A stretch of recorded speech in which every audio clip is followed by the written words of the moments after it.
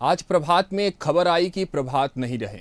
India head आज सबसे पहले प्रभात झा को अपनी श्रद्धांजलि देता है। आज हम उन्हें याद कर रहे हैं और उनकी जीवन यात्रा को याद कर रहे हैं। मूल रूप से बिहार के रहने वाले झा का जन्म 4 जून 1957 को बिहार के दरभंगा के हरिहरपुर गांव में हुआ। वे परिवार के साथ मध्य प्रदेश के ग्वालियर आ गए।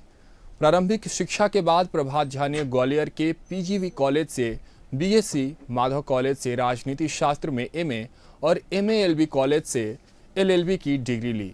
आज वे अपने पीछे अपनी जीवन की कई उपलब्धियों के साथ रंजन झा और 2 बेटे तुसमुल और अयत्न झा छोड़ गए हैं। आइए देखते हैं झा की सफर जिंदगी के कुछ अनसुने किस्से। 2015 में भाजपा के राष्ट्रीय उपाध्यक्ष रहे थे झा। 8 मई 2010 से 16 दिसंबर 2012 तक बीजेपी के मध्य प्रदेश अध्यक्ष रहे। शादी के बाद वे पत्रकारिता करने लगे। लंबे समय तक पत्रकारिता के बाद वे राजनीति में आए। शादी रंजना झा से हुई थी। 2 बेटे हैं, बड़े बेटे तुशमुल और छोटे बेटे अयत्न झा। ग्वालियर के पीजीवी कॉलेज से बीएससी, माधव कॉलेज से राजनीति शास्त्र में एमए किया। जन्म 4 जून 1957 को बिहार के दरभंगा के हरिहरपुर गांव में हुआ था। आपको बता दें 2005 में भाजपा की पत्रिका कमल संदेश के संपादक रहे थे प्रभात झा। 2015 में भाजपा के राष्ट्रीय उपाध्यक्ष रहे। प्रभात झा के निधन पर प्रधानमंत्री नरेंद्र मोदी, मुख्यमंत्री डॉक्टर मोहन यादव, पूर्व मुख्यमंत्री शिवराज सिंह यादव, बीजेपी प्रदेश अध्यक्ष वीडी शर्मा, प्रदेश संगठन महामंत्री हितानंद शर्मा, कांग्रेस के प्रदेश अध्यक्ष जीतू पटवारी, पूर्व मुख्यमंत्री कमलनाथ समेत सभी राजनीतिक दलों के नेताओं ने श्रद्धांजलि अर्पित की है। आइए ये भी सुनवाते हैं आपको। भारतीय जनता पार्टी के पूर्व राष्ट्रीय उपाध्यक्ष, भाजपा के प्रदेश के पूर्व अध्यक्ष, राज्यसभा के सांसद माननीय प्रभात झा जी का देवलोक गमन हुआ है। अत्यंत दुखद समाचार है। मेरा उनसे बहुत लंबे समय से रिश्ता रहा है। एक बहुत आदर्श जीवन उन्होंने जिया है। संगठन के अलग अलग दायित्वों का निर्वहन करते करते पत्रकारिता के क्षेत्र से अपनी यात्रा प्रारंभ करने वाले हमारे अद्वितीय भाजपा के सच्चे सेवक, उनका दुखद निधन होना ये हम सब के लिए, खासकर भाजपा मध्य प्रदेश परिवार के लिए बहुत कष्टकारी है। मेरी अपनी ओर से बाबा महाकाल से कामना करता हूँ वो अपने चरणों में उनको स्थान दे।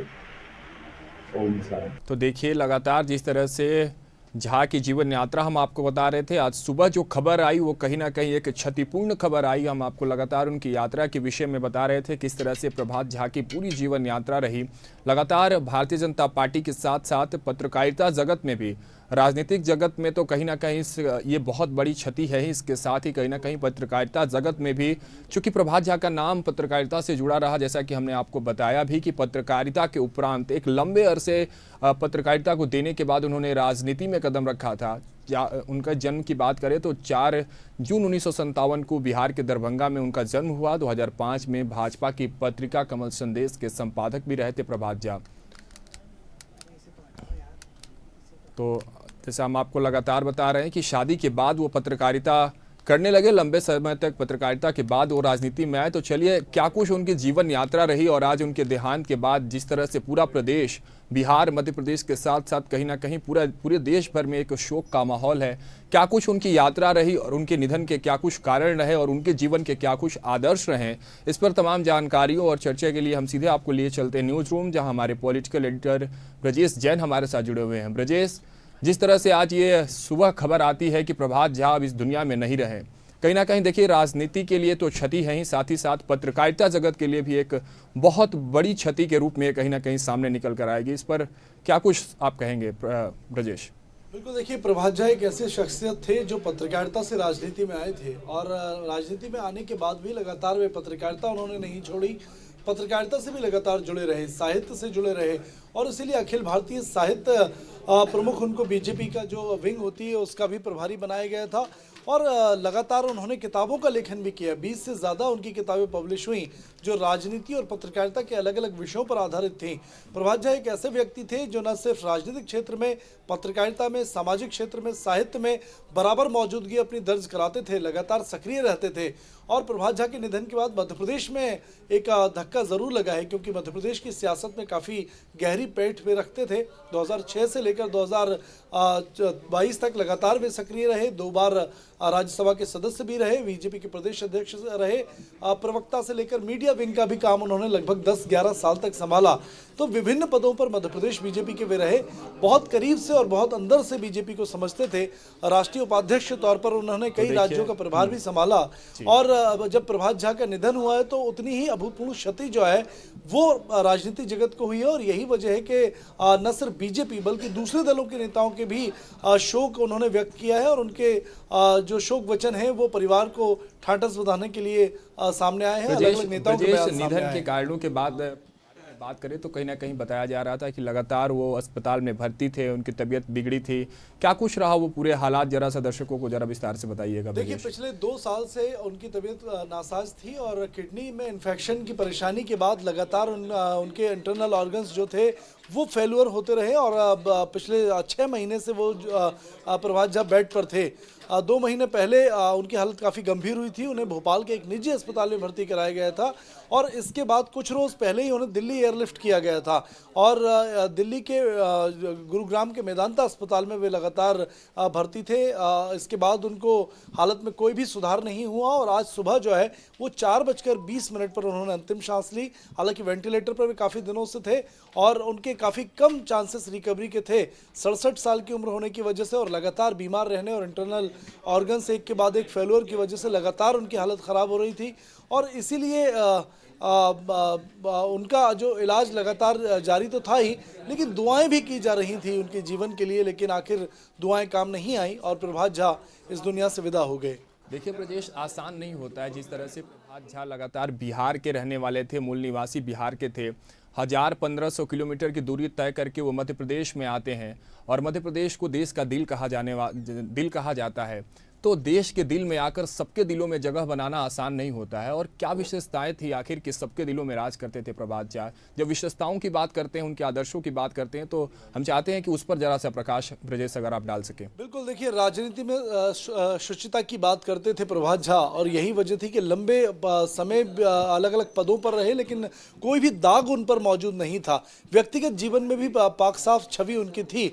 एक किस्सा मुझे याद आता है, 2016 में जब विजय माल्या जो थे वो राज्यसभा के सांसद थे, उन्होंने प्रभात झा के बर्थडे पर एक शराब की बोतल उन्हें गिफ्ट की थी बाय पोस्ट और प्रभात झा ने एक लेटर लिखकर बाकायदा ये बोतल वापस की थी और उन्होंने लिखा था कि मैं आपका मित्र नहीं हूँ और शराब का शौकीन भी नहीं हूँ, अगर आप इस शराब की बोतल की जगह जो किताब है वो मुझे भेंट करते तो मैं सहज ही स्वीकार करता।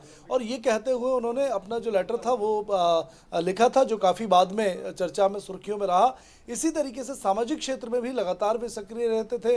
न सिर्फ गरीबों के बच्चियों की शादी कराने में उनका काफ़ी योगदान था, ग्वालियर में उनके कई कार्यक्रम इस तरह के सामाजिक क्षेत्र में चलते थे, तो काफ़ी सक्रियता उनकी विभिन्न अलग अलग क्षेत्रों में हमेशा रहती थी। चलिए ब्रजेश, आपका बहुत बहुत धन्यवाद तमाम जानकारियों के लिए। तो जिस तरह से दुखद खबर सामने आई प्रभात झा के निधन के बाद, लगातार भारतीय जनता पार्टी में भी शोक कहीं ना कहीं देखने को मिल रहे हैं। उसके साथ साथ राजनीतिक गलियारों में भी शोक है। लगातार विपक्ष के लोग भी कहीं ना कहीं शोक संदेश जाहिर कर रहे हैं। यही लोकप्रियता दिखाती है कि कैसे किसी नेता की कितनी लोकप्रियता रहती है, आखिर उनके आदर्श क्या होते हैं। जिस तरह से ब्रजेश ने बताया विजय माल्या का एक किस्सा कि उन्होंने शराब गिफ्ट की तो उन्होंने कहा कि हम आपके दोस्त नहीं हैं, अगर इसकी जगह पर आप हमें कोई किताब कोई पुस्तक दिए होते तो मैं इसे जरूर स्वीकारता। तो इस तरह के जो आदर्श थे, जो चरित्र थे, वही कहीं ना कहीं भारत झा को माफ़ कीजिएगा प्रभात झा को अलग बनाते थे। और इन्हीं पद चिन्हों को लेकर कहीं ना कहीं भारतीय जनता पार्टी में भी शोक है। उन्हें मालूम है कि एक बहुत बड़ा जो नाम था, एक बहुत बड़ा जो आधार था, वो कहीं ना कहीं उनसे दूर हो गया है। साथ ही आपको बताते चले कि प्रभात झा ना केवल राजनीति में सक्रिय थे बल्कि पत्रकारिता, और जैसे ब्रजेश ने लगातार बताया हमें कि वो कई किताबें भी लिखते थे, साहित्य में भी रुचि रखते थे। तो ये बहुत जो हम आपको जीवन यात्रा बता रहे हैं प्रभात झा का, कहीं ना कहीं बहुत विचारणीय है और प्रेरणादायक भी है। और ये दुखद खबर आज सुबह जब देश भर में आई उनके निधन की, तो कहीं ना कहीं पूरे देश भर में एक शोकाकुल माहौल है। भारतीय जनता पार्टी के वरिष्ठ नेता प्रभात झा का निधन हो गया है। उनके निधन की खबर से पार्टी और उनके समर्थकों में शोक की लहर दौड़ गई है। भारत झा के निधन पर बीजेपी और कांग्रेस के कई नेताओं ने दुख जताया है। मुख्यमंत्री डॉक्टर मोहन यादव ने सोशल मीडिया प्लेटफॉर्म एक्स पर पोस्ट कर लिखा कि भारतीय जनता पार्टी मध्य प्रदेश के पूर्व प्रदेशाध्यक्ष वरिष्ठ नेता आदरणीय श्री प्रभात झा जी के निधन का अत्यंत दुखद समाचार प्राप्त हुआ है। बाबा महाकाल दिवंगत आत्मा को अपने श्री चरणों में स्थान दे एवं शोकाकुल परिजनों को इस भीषण वज्रपात को सहने की शक्ति दे। केंद्रीय मंत्री शिवराज सिंह ने एक्स पर लिखा कि भाजपा के वरिष्ठ नेता बीजेपी एमपी के पूर्व प्रदेश अध्यक्ष साथी श्री प्रभात झा जी के निधन का समाचार सुनकर अस्तबद्ध और दुखी हूँ। लोक कल्याण और जनता के हित के लिए उन्होंने सदैव कार्य किया। उनका जाना मेरे लिए व्यक्तिगत क्षति है।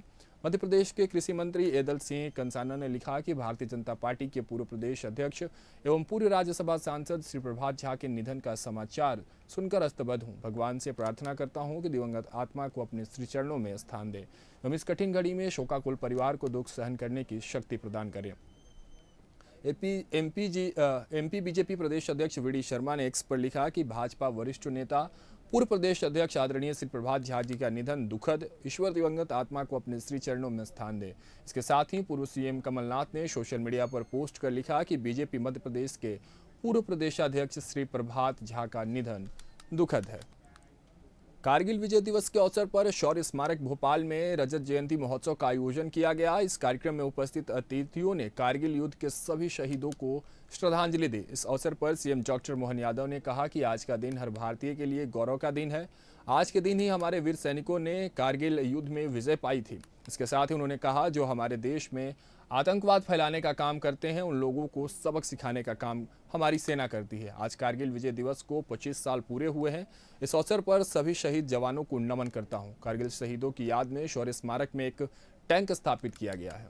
पूर्व राष्ट्रीय उपाध्यक्ष, भाजपा के प्रदेश के पूर्व अध्यक्ष, राज्यसभा के सांसद माननीय प्रभात झा जी का देवलोक गमन हुआ है। अत्यंत दुखद समाचार है। मेरा उनसे बहुत लंबे समय से रिश्ता रहा है। एक बहुत आदर्श जीवन उन्होंने जिया है।